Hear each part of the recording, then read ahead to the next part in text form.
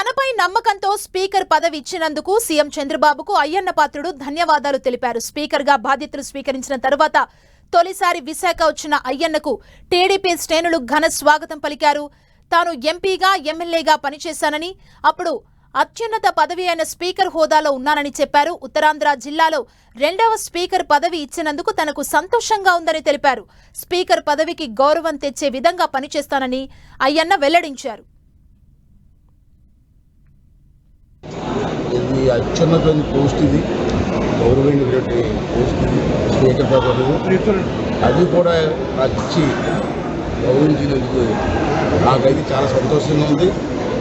ఉత్తరాంధ్ర జిల్లా నుంచి జిల్లాల నుంచి మళ్ళీ స్పీకర్ పదవి ఇచ్చినందుకు ఆనందంగా ఉంది.